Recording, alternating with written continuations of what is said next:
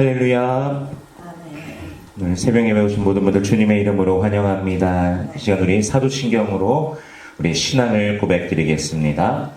전능하사 천지를 만드신 하나님 아버지를 내가 믿사오며 그 외아들 우리 주 예수 그리스도를 믿사오니 이는 성령으로 잉태하사 동정녀 마리아에게 나시고 본디오 빌라도에게 고난을 받으사 십자가에 못 박혀 죽으시고 장사한 지 사흘 만에 죽은 자 가운데서 다시 살아나시며 하늘에 오르사 전능하신 하나님 우편에 앉아 계시다가 저리로서 산자와 죽은 자를 심판하러 오시리라.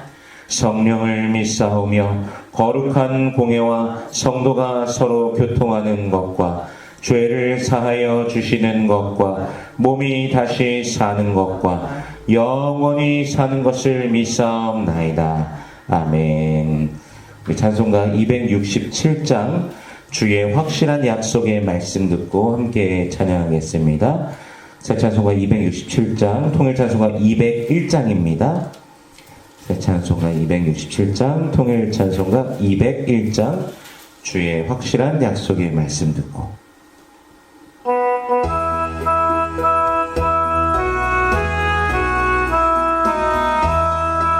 주의 확실한 약속의 말씀 듣고 주만 믿으면 구원을 얻으리라. 할렐루야 할렐루야 내가 예수를 믿고 그의 흘리신 피로 내 죄 씻었네. 할렐루야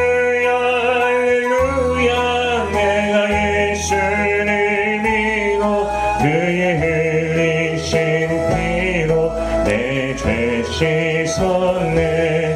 나의 갈 길이 험하고 위험하나 항상 예수의 노우심 믿고 가네. 할렐루야 할렐루야 내가 예수를 믿어 그의 흘리신 피로 내 죄 씻었네. 할렐루야 할렐루야 내가 예수를 믿어 그의 흘리신 피로 내 죄 씻었네. 주의 보좌의 철사를 둘러서서 우리 구주를 높이며 찬양하네.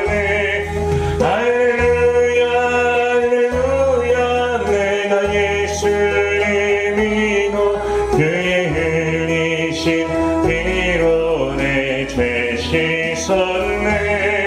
할렐루야 할렐루야 내가 예수를 믿어 그의 흘리신 피로 내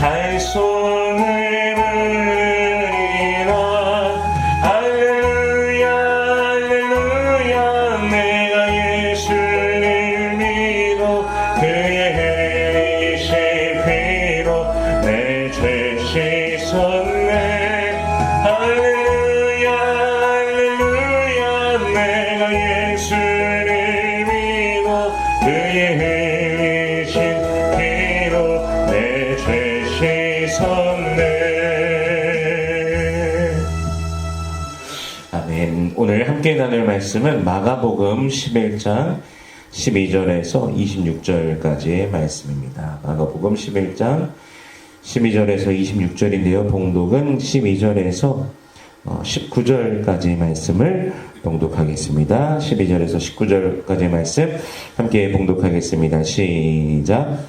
이튿날 그들이 베다니에서 나왔을 때 예수께서 시장하신지라 멀리서 잎사귀 있는 한 무화과 나무를 보시고 혹 그 나무에 무엇이 있을까 하여 가셨더니 가서 보신즉 잎사귀 외에 아무것도 없더라. 이는 무화과의 때가 아님이라. 예수께서 나무에게 말씀하여 이르시되 이제부터 영원토록 사람이 내게서 열매를 따먹지 못하리라 하시니 제자들이 이를 듣더라. 그들이 예루살렘에 들어가니라.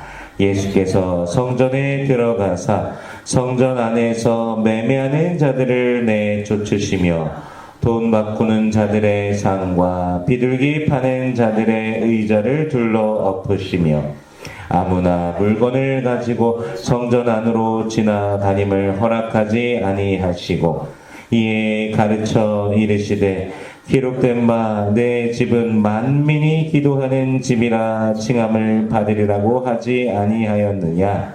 너희는 강도의 소굴을 만들었도다 하시매 대제사장들과 서기관들이 듣고 예수를 어떻게 죽일까 하고 꾀하니 이는 무리가 다 그의 교훈을 놀랍게 여김으로 그를 두려워함일러라.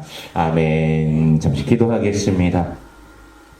은혜로우신 주님 감사합니다. 우리 주 예수 그리스도 놀라우신 은혜와 사랑, 십자가 사랑, 보혈의 능력으로 우리를 죄와 사망의 원세에서 건져내 주시고 영원한 생명을 주시니 감사합니다. 오늘도 성령 안에서 우리를 붙드시고 인도하여 주시니 감사합니다. 우리에게 호흡을 주심에 감사합니다. 이 아침에 찬양하며 우리 주님을 향하여 더욱더 가까이 나아가게 하심에 감사합니다. 우리들의 평생에 우리들의 두 손을 높이 들고 날마다 주님을 찬송하며 믿음으로 전진하는 주의 백성들 되게 하여 주시옵소서. 우리를 돌보시고 지키시고 인도하시는 주님의 그 은혜로 말미암아 기뻐하며 감격하며 매일을 힘차게 걸어가게 하여 주시옵소서. 오직 주님을 기대하며 앙망하는 우리들의 삶 가운데 새 힘을 더하여 주시옵소서. 독수리 날개치며 올라감 같은 새 힘을 더하여 주시옵소서. 달려가도 곤비치 않고 걸어가도 피곤치 아니한 주의 백성들 되게 하여 주시옵소서. 날마다 예수로 인한 참된 승리를 맛보게 하여 주시옵소서. 기도의 제목들을 또한 주님 앞에 아뢰입니다.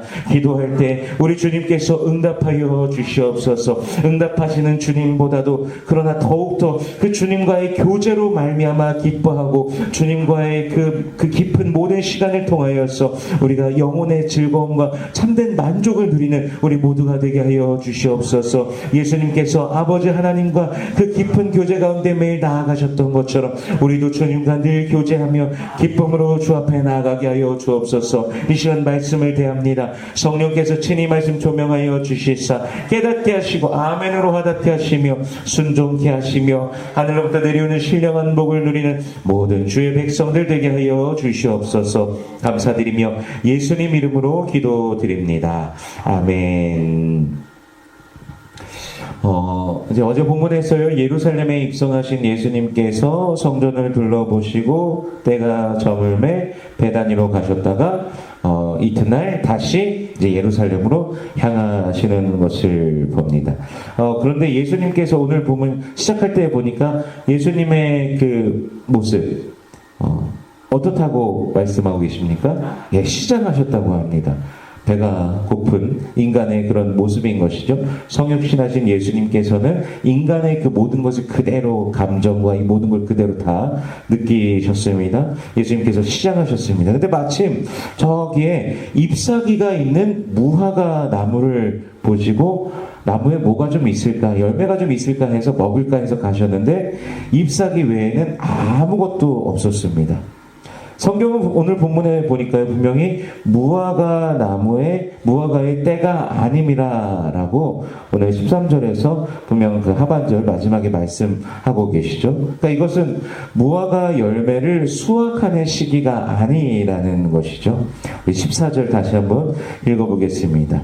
시작. 예수께서 나무에게 말씀하여 이르시되 이제부터 영원토록 사람이 내게서 열매를 따먹지 못하리라 하시니 제자들이 이를 듣더라. 아멘. 저희 집에도 무화과 나무가 있습니다. 그래서 그 무화과를 보니까 조금 알겠더라고요. 이 무화과 나무는 그 잎이 나기 시작할 때 이미 작은 그 열매가 이미 맺혀 있습니다. 그래서 이제 열매가 함께 보여서 먼저 또 맺혀 있는 경우도 있고요. 뭐 보니까 시작할 때 자라기 시작하면서 열매가 나오면서 이파리가 조그맣게 이렇게 나와 있더라고요. 그러니까 잎이 좀 많이 있다라면은 완전히 익은 열매는 아니더라도 적어도 작은 좀 풋사과라고 하듯이 풋 열매 그런 거를 이제 기대할 수가 분명히 있다라는 것이죠. 이 본문에서의 시간이 계절로 따지면 이제 6월절쯤이니까 대략 뭐 한 3월, 4월 그때 되는 시즌입니다. 그래서 대략 뭐 4월쯤에는 사실 무화과 나무가 막 주렁주렁 열려 있는 게 아니라 그냥 작은 열매가 하나 열매가 나왔구나 한 그냥 이 정도입니다. 아직 먹을 때는 아니고요. 그만큼 크게 자라진 않았으니까요. 그래서 수확할 정도의 무화과는 아니지만 조그만 무화과 정도는 기대할 수 있기 때문에 그렇게 예수님께서 바라보시고서 무화과를 향했던 것이죠. 작더라도 열매가 분명히 있어야 된다는 것이죠. 잎사귀가 있으니까. 그런데 아무 열매도 없었던 것입니다. 이제 그 상태에서 이제 장면이 바뀌어버린 것이죠. 그러면서 예루살렘 성전으로 들어가시게 됩니다. 물론 그 무화과 나무를 향하여서 이제 앞으로 누구도 그 열매를 따먹지 못하리라 하시면서 이제 장면이 바뀌게 되는 것이죠. 이것은 어찌 보면 이 성전에 대한 예고편이었습니다. 예루살렘 성전에 들어가셨는데 예수님께서 그 안에 있는 어떤 자들을 보십니까? 성전에서 매매하는 자들 보시고 환전하는 자들, 그 비둘기 파는 이런 자들을 보십니다. 그들을 내쫓으십니다. 돈 바꾸는 자들, 비둘기 파는 자들의 의자를 어떻게 하십니까? 둘러 엎으십니다. 난리가 난 겁니다, 사실은.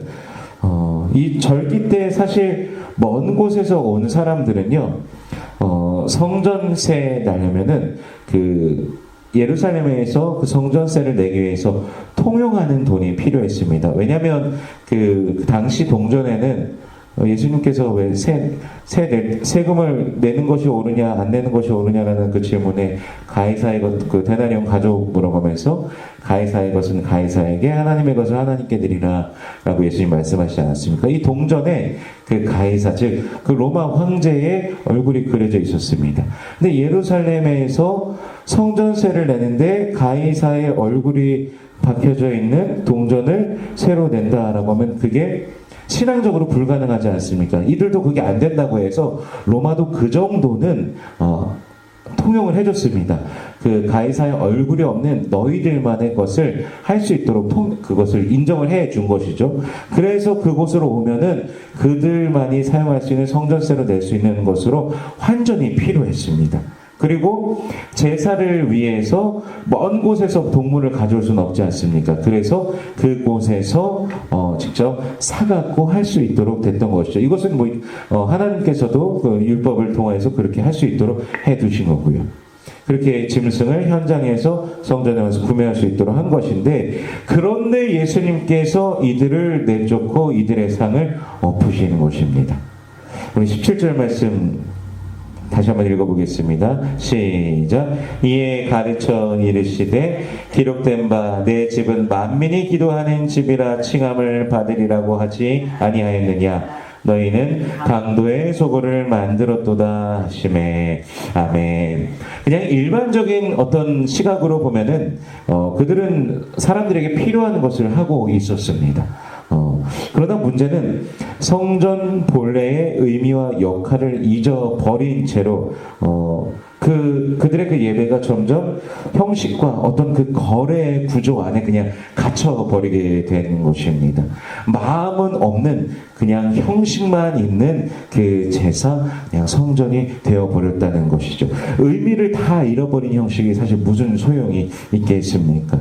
특히나 그들이 환전하고 이렇게 짐승을 팔고 있는 그 현장은 이방인의 뜰이었습니다. 이방인의 뜰이란 것은 이방인들도 성전에 와서 기도할 수 있는 그런 공간이었습니다.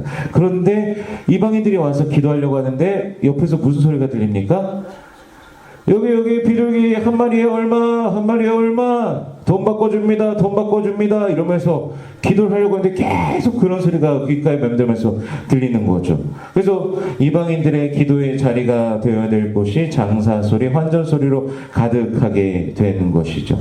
만민이 기도하는 집이라는 것은 이스라엘 사람들뿐만이 아니라 모든 사람들이, 열방의 모든 사람들이 하나님께 나와 하나님을 향하여 경배하며 기도할 수 있다라는 그런 장소, 그런 의미입니다. 그들도 만나길 원하시는 하나님이십니다. 이방인들도 만나시길 원하시는데 하나님의 그 마음을 저들이 방해하는 것이고, 또한 이방인들이 하나님께 나아가길 원하는 그 간절함도 저들이 지금 짓밟고 있는 그런 상황이라는 것이죠. 본문의 예루살렘 성전은 아까도 잠시 말씀드렸지만 바로 직전에 무화과 나무와 같았던 것입니다. 잎사귀가 분명히 있지만 분명히 형태는 있는데 열매는 없는 그런 상황이었던 것이죠. 형식은 있지만 참된 하나님과의 교제는 사라져가고 있었던 예루살렘 성전의 모습. 그래서 오히려 하나님께 나오려는 사람들의 길을 막고 있는 이런 모순적인 상황이 그 가운데 있었던 것이죠.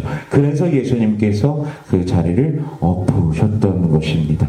거룩한 분노라고 할 수 있겠죠. 물론 이 거룩한 분노라는 그 표현을 해서 오늘날도 많은 기독교인들이 자신이 분노만 하면 거룩한 분노라고 생각하면서 하는 그런 경우도 있습니다. 사실 많이 봅니다. 근데 우리가 스스로 거룩하다고 생각하면 그게 참 웃기잖아요. 사실은 그래서 우리는 그런 것을 지양해야 되겠죠. 예수님께서 하신 것은 모든 순간 예수님께서는 진리이시기 때문에 합당하지만 우리는 다시 한번 생각해보고 또 생각해보고 또 생각해보고 주님 앞에 무릎 꿇어보고 또 한 12번은 더 생각해보고 한다면 모르겠지만 어쨌든 우리는 그런 모습에 합당하다고 하기 좀 어려울 것입니다. 아무튼 교회는요, 만민의 기도하는 집입니다. 우리 교회도 만민의 기도하는 집으로서의 그 역할을 하기를 소원합니다. 모두가 주께 더 가까이 나아가며 주님 주시는 은혜를 누리는 기쁨과 감격의 현장이 될 수 있도록 기도하며 또한 섬기는 우리 모두가 되기를 소원합니다. 그리고 이제 다음날 아침에요, 이제 오늘 보면 20절부터 보면요, 그들이 아침에 지나갈 때 무화과 나무가 뿌리째 마른 것을 보게 됩니다. 베드로가 이제 그것을 이제 예수님께 보고하죠. 예수님, 라비어 보소서, 저주하신 저 무화과 나무가 말랐나이다라고 그렇게 말씀을 드리는 거죠. 그래서 예수님께서는 뭐라고 그럼 대답해 주시는 것이 맞을 것 같습니까? 예수님께서 그래, 저게 마른 것을 봐라. 그러니까 너희들이 열매 있는 삶을 살아야 된다. 이렇게 말씀하셔야지 될 것 같아요. 그러니까 분위기상으로요. 그렇지 않습니까? 그런데 예수님께서는 뭐라고 대답해 주십니까? 22절 말씀 같이 읽어보겠습니다. 시작. 예수께서 그들에게 대답하여 이르시되 하나님을 믿으라. 아멘. 이 말씀이요, 사실 일반적인 생각으로는 갑자기 이 문맥에서 벗어나는 것 같이 느껴집니다. 갑자기 열매가 있고 없고니까 열매 없으면 안 된다라고 하셔야 될 것 같은데, 그럼 저렇게 돼버린다 해야 될 것 같은데 왜 갑자기 하나님을 믿으라 라고 하실까? 그러면서 기도로 주제가 갑자기 넘어가 버리게 됩니다.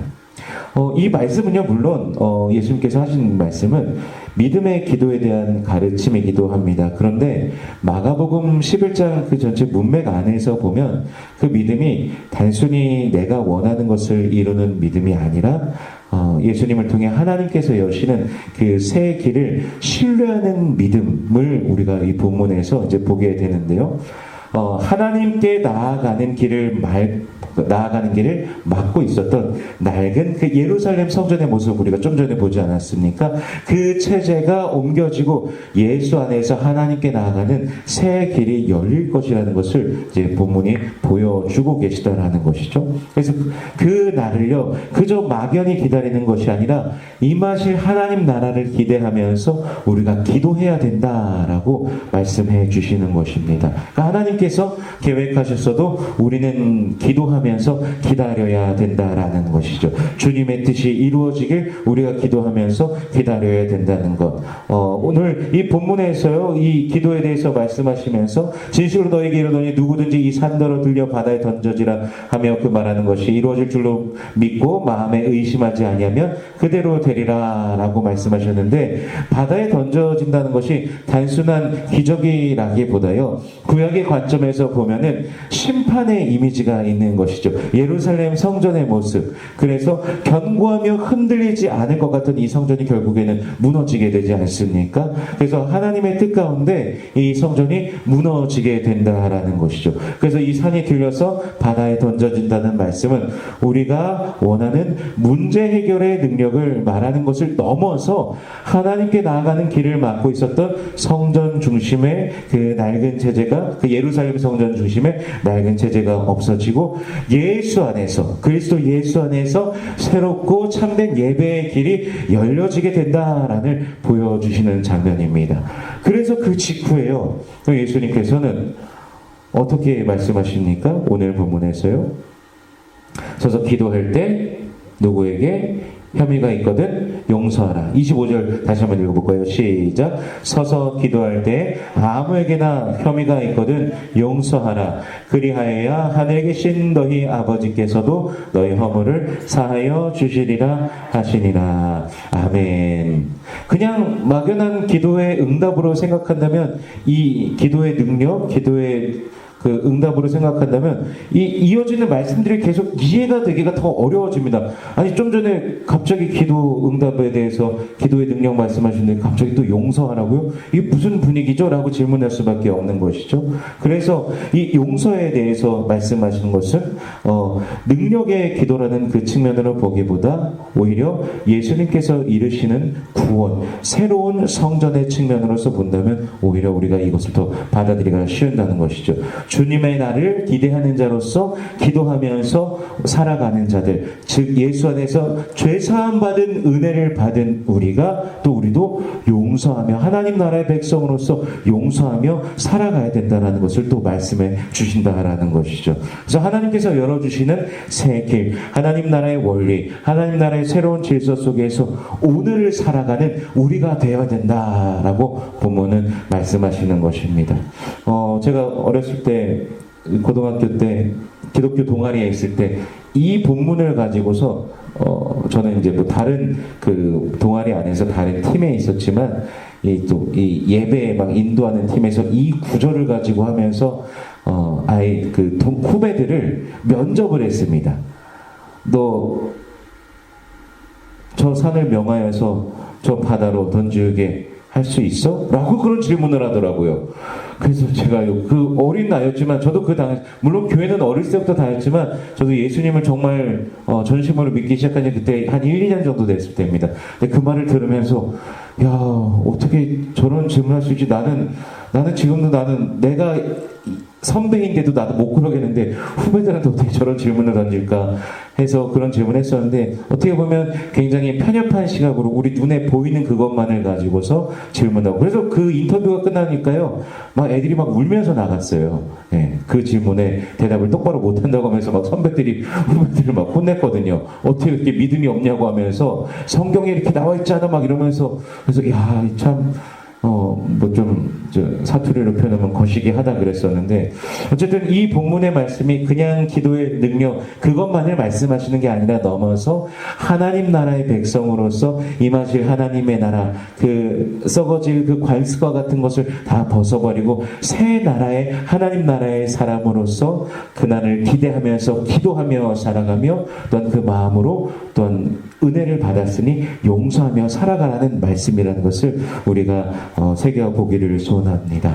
주님의 뜻이 이루어지는 우리의 삶, 우리의 오늘, 우리의 매일이 되길 소원합니다. 오늘도 기도에 응답하시는 주님을, 기도 가운데 역사하시는 우리 하나님을 바라보며 승리하는 이 하루 되시길 예수 그리스도의 이름으로 축원합니다. 기도하겠습니다. 은혜로우신 주님 감사합니다. 예수 안에서, 주 예수 안에서 우리를 구원하시고 우리를 하나님 나라 백성으로 하나님 자녀 삼아 주시니 감사합니다. 그 나라의 백성으로서 오늘을 살아가길 소원합니다. 주 예수여 오시옵소서. 기도하며 외치며 주님 나라 바라보면서 살아가는 우리 모두가 되게 하여 주시옵소서. 또한 우리들의 하루하루의 삶 속에서 주님 나라의 사람으로서 하나님 나라의 백성으로서 오늘을 살아가게 하여 주시옵소서. 기도하며 또한 용서하며 살아가게 하여 주시옵소서. 예수님께서 우리의 모든 죄를 대신하여 십자가에 못 박혀 죽으셨는데 우리는 어찌하여 용서할 수 없습니까? 주님, 우리의 마음 가운데 긍휼과 자비의 마음을 갖게 하여 주시옵시고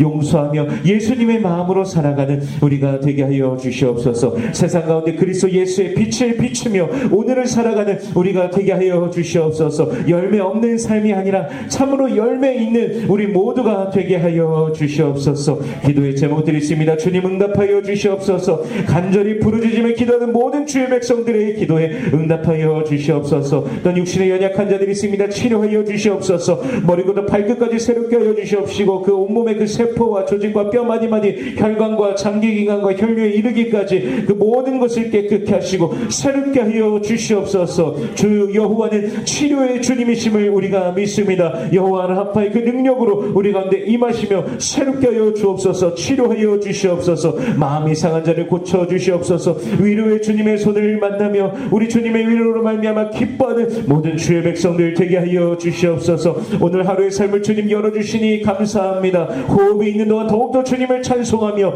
믿음으로 전진하는 모든 주의 백성들 되게 하여 주시옵소서. 우리들의 두 손을 높이 들고 주님을 높이며 힘차게 나아가는 모든 주의 백성들 예수 이름으로 말미암아 승리케 하여 주시옵소서. 여호와는 내게 복을 주시고 너를 지키시길 원하며 여호와는 그 얼굴을 내게 비추사 은혜 베푸시길 원하며 여호와는 그 얼굴을 내게로 향하여 드사 평강 주시길 원하노라. 주님 말씀하셨으니 언약하신 대로 오늘도 임하여 주시옵소서. 감사드리며 예수님 이름으로 기도드립니다. 아멘. 우리 주기도문으로 마치겠습니다. 하늘에 계신 우리 아버지여, 이름이 거룩히 여김을 받으시오며 나라의 임하옵시며 뜻이 하늘에서 이룬 것 같이 땅에서도 이루어지이다. 오늘날 우리에게 일용할 양식을 주옵시고 우리가 우리에게 죄 지은 자를 사하여 준 것 같이 우리 죄를 사하여 주옵시고 우리를 시험에 들지 말게 하옵시고 다만 악에서 구하옵소서. 되게 나라와 권세와 영광이 아버지께 영원히 있사옵나이다. 아멘. 우리 주여 한번 크게 외치고 기도하겠습니다.